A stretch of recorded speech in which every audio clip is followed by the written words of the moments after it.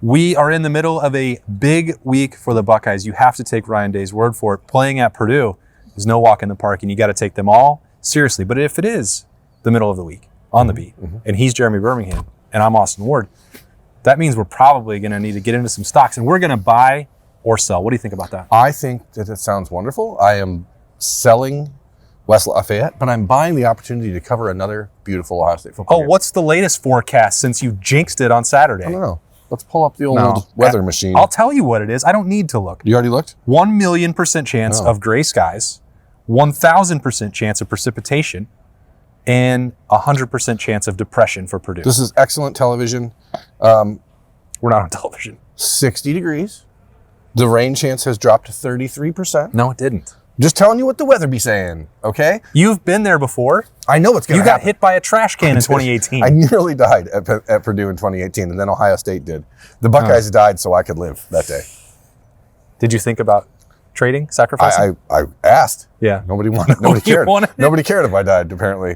Thanks, America. All right, so you're selling West Lafayette, as you should. But I'm buying the trip. I love getting to cover Ohio State football. You know how weird it was to take like 3 weeks away from a game, and how good it felt to be back in Ohio Stadium? Yeah, I know. That's why I said I missed you and talking about it, and you were like, look at this guy. Buy that. Wants to talk ball with Birm. Let's, what are we buying and selling? Where are you on run game? I'm actually not sure. Because we're off and running, folks. Because I just don't. Is that a hold? No, because here's the thing. The options are buy or sell. We have been trying for now multiple weeks to determine exactly how the Buckeyes are getting to this rotation. And yet, and I guess I'm just to blame for this as well as anyone else, we only get one question to ask on a Tuesday. You asked two. I asked one. I just extended it. But who's making the call? Okay. Is it Ryan Day? Is it Brian Hartline? Is it Carlos Loughlin? It's probably Carlos Loughlin, I would imagine. The approach in this building has always been to let the position coach handle the personnel rotation. But the head coach does have veto power over everything, as we've seen in defensive line rotation at times. That said, I don't think that we watched the gap between Bo Jackson and everyone else, and it's obvious.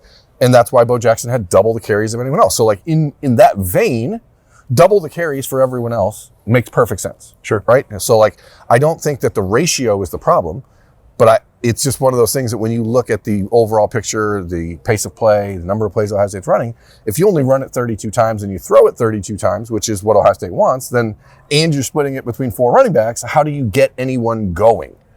And you saw in the second half on Saturday against Penn State, one of the best defenses in the country, that once Ohio State got it going and Bo Jackson got back in the game in the second half and became you're the guy, then there's a 50-yard run. You start to break stuff. The tight ends are blocking better. The offensive line. You are allowed to break them. You are allowed. Ryan Day said, feel free. So where I am is I don't think it's a schematic issue with the run game. I think it is a matter of guys getting into a rhythm, and it is very, very difficult for a running back. It sounds counterintuitive because your whole goal on the field is to not get hit, but like you need that adrenaline. You need to be hit. You need to be tackled. You need the football to start to feel like, okay, I'm seeing things well. I'm hitting the holes. My legs feel good. My feet are fast. And if you're just waiting, Isaiah West went in on the second series against Penn State and didn't play again till I don't remember if he played. It looked like maybe he got banged up a little bit. I don't know. Maybe he did. That's the problem. We never know these things. But I don't know that as we stand here on a Woody Wednesday, we'll be in the evening to see, and we'll be monitoring, the health, because you can tie in the offensive line in the conversation with Tegra Shabola, Luke Montgomery, and Josh Padilla with whatever ailments they are dealing or not dealing with. That could be the same case for Isaiah West. We don't know for sure, and it didn't actually matter in that game that much because we've said all along, the one area where you need 4 running backs for is if you have any kind of health setback. And I would say kudos to James Peoples for making the most of the opportunities he got, whether that was because of his practice habits or the circumstances with Isaiah West. I don't know, but it doesn't matter. And I've certainly sold over the last few weeks the idea that all 4 of them could play in a given game. That actually did happen on Saturday. And I kind of thought, well, they have found ways to make that work. James Peoples was the one who was orbiting motion into the backfield on the play action throw to Carnell Tate for the touchdown. And pretty good, because he's people were aware that he was out there. He ran hard in the second half as well. So I don't know that necessarily applies as much to a playoff push and using them all. I agree with you that it's Bo Jackson, and then what is the best complement from there?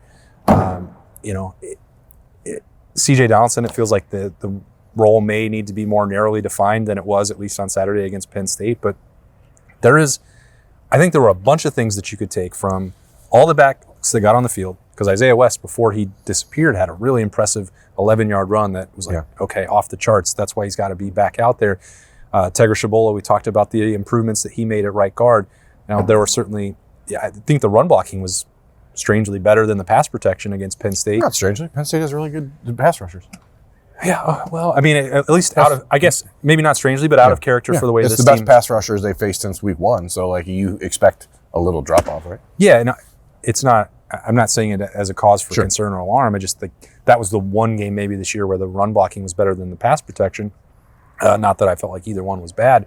But even the tight ends, I think across the board, you saw an uptick in some of their success in winning matchups and helping set up. Like, start to finish, is it perfect? No, but I also wouldn't expect it to be against a defense the caliber of Penn State. So I come out of Saturday last week really thinking that it is on the upswing. And there are parts of the scheme, I think, that were problematic, or at least that they weren't even getting to it. Yeah. I think the creativity, you're going to see some of that.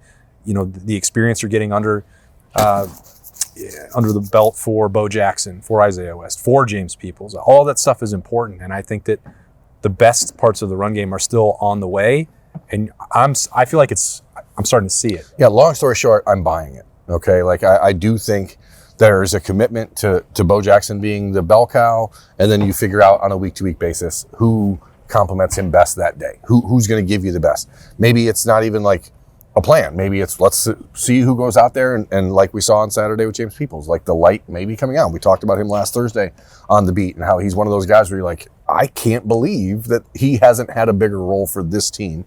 And so now you maybe start to see the light coming on for him the way we did with Edric Houston on Saturday. So I think it's a buy situation. And again, we talked about it on Tuesday. You're 8 games into a season, but you're only halfway through. Like you shouldn't be your best team now. You're getting there. And for a team that has 3 new offensive line coaches and a whole new scheme when it comes to run protection or run blocking and gap schemes versus zone blocking and all the things they're doing, like it takes time. But Saturday was definitely encouragement. They ran for 150 plus yards. I know 50 of them were on 1 carry. I don't care. It's still 5 yards a carry against Penn State. Generally speaking, we'd be pretty happy with that. So as we were wrapping up, or I was trying to wrap up Snap Judgments on Saturday at the Horseshoe, you said, hey, what do you think about Ohio State's rush defense? Are you concerned about it? But you didn't answer that yourself. Are you buying or selling any stock that you're putting into the silver bullets based on what they did against Penn State and Katron Allen? It was a tale of 2 halves, and I'm not smart enough to know what they did differently in the second half. I'm not smart enough to know if it was just Penn State not running that little loaded full house, student body left, student body right, that they ran 3 times for 50 yards and a touchdown and blew the Buckeyes off the ball multiple times. I felt like they only ran it to the left. Am I mistaken? I don't know. I think they ran it short side to Singleton multiple times. I have had concerns from the start of the season about the defensive end ability to lock down the edge and to really set the edge, because these linebackers might be the 2 best linebackers in the country. And so it is imperative that you set the edge so that those guys in Caleb Downs can get there and clean up. One of my concerns is that in a defense that's got so many moving parts, it does not always behoove you to just line up in a traditional defense. And so when you're out there and you're moving Caden Curry around and Arvell Reese is going here and so, like, when you get caught, and Ohio State got caught a few times against Penn State, then you give up big plays. And everything for me, and I'm sure a lot of Ohio State fans who watch our show and formulate their own thoughts, is geared towards what happens on November 29th. And that problem that we saw on Saturday, that was a first half issue, is like, I can see how Michigan could replicate that, because that's what they do. Like, that's all they do. They don't even need, Justice Haynes may not play in that game based on the surgery or whatever he had earlier this week. But like, Jordan Marshall's pretty good, and Michigan's offensive line, they're not afraid to put 7-8 offensive linemen out there on a play. Nope. And when that happens, how does Ohio State respond? I've been like stock way up, if we're going to mix stock shows here. on the interior defensive line, like way up. Like biggest surprise from the offseason to now is how good the defensive tackles have played. Agreed. But I'm still looking for Bo Atkinson to be that edge setter on the run game. Like, I don't expect Caden Curry to do that. Like, Caden Curry has his job. He's 6'3" and 255 pounds. He does different things. Kenyatta Jackson's playing lights out. It's the other side when Kenyatta's not out there that I'm still going, and like Logan George didn't play. He's played very limited. Obviously, CJ Hicks did not even dress on Saturday. So clearly the commitment to getting to the offseason with him and then seeing if he can play in the postseason is there.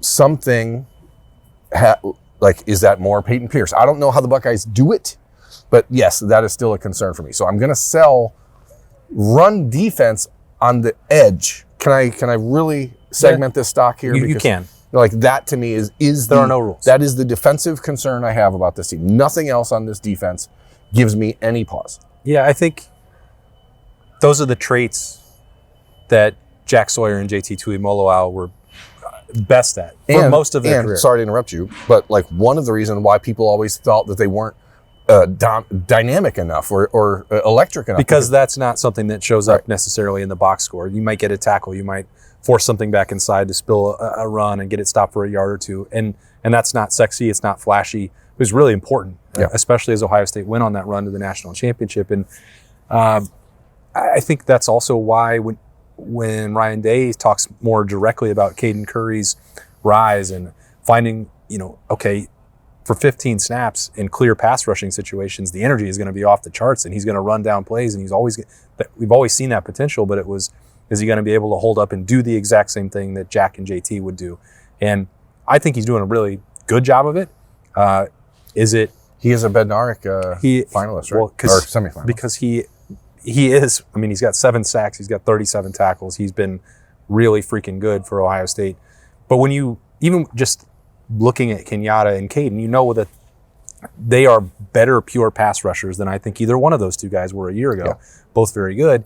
They're different body types. They're different, being used differently by Matt Patricia and Larry Johnson this year.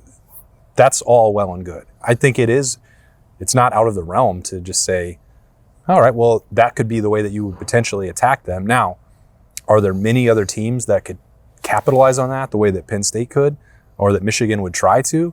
I'd say probably not. Right. That's even when we're talking about playoff matchups. Playoffs? Yeah. Talking about playoffs? We're not that far away from it. And look, because Purdue is not capable of that in any way, shape, or form. Devin Maccabee out for the season now, by the way. We talked about it on the live show. And not it would have mattered. I think he's their best player. I'm just saying. You've talked about Devin Maccabee. I'm just contextualizing. I'm just saying he's their best player. So now they're without their best offensive player. So maybe he'll come back. He's just got to save him for. He tweeted that his career's over. Don't let him play against Ohio State. If Devin Maccabee, if you tweeted that your career's over, don't toy with Birm's emotions. You know how much he loves to talk about you. I like Devin Maccabee. I want him on my Cincinnati Bengals football team.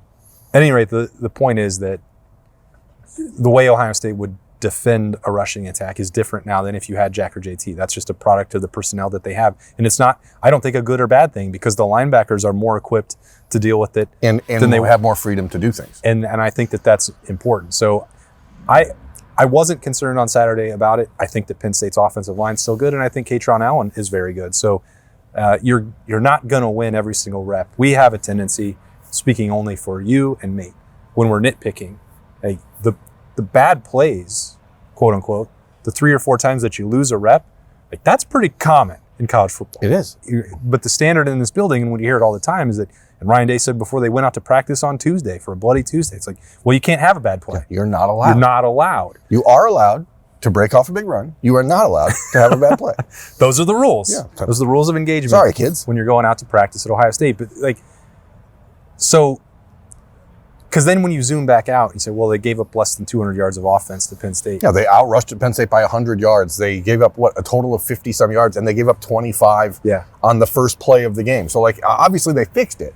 But it's like, what is the potential wart? What is the stone, now that we're going to use that a reference for the rest of the year, that metaphor for the rest of the year? I hope we retired after Purdue. What is the stone?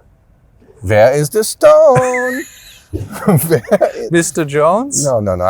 I'm actually quoting the movie Snatch by Guy Ritchie. You're quoting Indiana Jones. Don't Where is the stone? Don't they both say it? Where is the stone? I think Snatch was quoting Indiana Jones. It's Benicio del Toro. It's a great movie. If you've never seen it, you should watch it.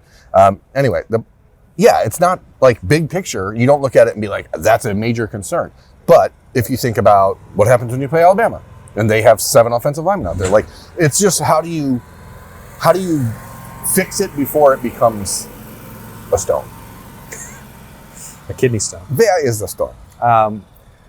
So we mentioned James Peoples, and you also dropped Edric Houston in there. I was just going to say what one player on Saturday you wanted to buy, because we still have to have a little bit of a traditional stock watch. You got to have a little stock watch at work. You should be allowed to have a little stock watch at work. I think it's going to be weird to say, because it's not like he's a guy that's been a disappointment in any way, but it's Max Clare for me. Oh, I thought you already owned all that stock. I just think that what you saw, he was less involved in the passing game, but he was more impactful in the game. He was. And like for a tight end who's trying to develop into an long-term NFL guy, not just a cup of coffee guy, like he would have been if he stayed at Purdue, probably. Like, this is why he came to Ohio State. And I don't know if I'm convinced that there's conversation in this building with Max about, hey, one more year here would actually behoove you. I think he knows that. And so, like, it's a conversation that has shifted from the start of the season for him, because there was no concept of him returning for 2026 when he transferred. Now it's like, wow, I'm learning a lot. I'm getting a lot better. I'm doing other things. I'm becoming a more complete tight end. And I don't know. Remember when Ohio State went to Chicago last year? Mm-hmm. Remember what Carnell Tate did to Northwestern? I do. I'm just telling you now, my BPs on Friday may have a little bit of a Max Clare feel, because I think that the Buckeyes are going to make sure Max gets rewarded for the effort he put in on Saturday as a blocker, as a physical guy, and by rewarding him with the football a number of times on Saturday. I feel like they did that specifically for Bennett Christian on Saturday. Sure did. It's stock ups on the tight ends. September was like all about, hey, 13 and 14, and this is great, and they're throwing it over here to Will Kazmarek, and then you still got Max Clare on the rise, and then October was like, maybe that's too much. Yeah, I mean, I'm out on the 83 as the fullback for now. Like, that's where I'm at personally, but I know it's still going to be used, so I think that these next few weeks are a good opportunity to to fix it. I wonder why, and maybe it's time to ask Ryan more specifically about that, because I don't mean it as a criticism of Nate Roberts. He's a freshman. I'm frankly surprised that they have given him as many opportunities as clearly he's earning it on the practice field, or Keenan Bailey and Brian Hartline and Ryan Day wouldn't all continue to be putting him in that spot. And I think that it's great that they trust a true freshman in that spot, but we've certainly seen him fail to execute in some of those situations. On the first C.J. Donaldson touchdown, he did get a block. I think on the play before, maybe he didn't. That's the inconsistency and the flashing that you talk about a lot. But like, why aren't there other potential options that you could line up if you're insistent on using that fullback, because it's going to create different layers or different surface levels and all those other things that coaches like to talk about that I'm too simple to understand, too smooth brain to understand. Like, we know, I know for sure that you don't want to put the extra reps on Caden McDonald, but we've seen Ohio State actually use that before. But isn't it worth just asking Wednesday night, Ryan, what is your fullback depth chart? Well, like, who else could do it? Right. Because isn't there also a world where like C.J. Donaldson could do that, and then you could put James Peoples or Bo Jackson behind him? That seems like it'd be pretty effective. Well, and it would certainly change the element. Or Jelani. It would give you a different element, at least, when it comes to like, oh, there's 2 running backs back there doing something that, because every time 83 goes out there, you know what the play call is. And so, but and that's what I mean, if the fullback is being inserted at a high leverage point as a blocker, I would think that Nate Roberts would be like 5th amongst Ohio State tight ends as being able to do that. Like Bennett Christian, Jelani Thurman, you can even put Will Kazmarek or Max Clare back there. It seems like it gives you a different level of dynamism. It is a inverse conversation about the Jermaine Matthews versus Davison Igbinosun versus Devin Sanchez. Like, so if you take one of those other guys and put him in the backfield, is Nate able to go do that? So I don't know, but I just think that in sum, the question was, who am I thinking about and took a step? And it was Max Clare. And it was Max Clare. Yeah. Now that we've completely digressed into a whole different conversation, but that's what happens. That's okay. I mean, you follow the threads wherever they go on a Wednesday on the beat. You didn't answer yours. You talked about James Peoples, and I mentioned him. I thought that he made the most out of that. I was ready to I wasn't ready to write off the career.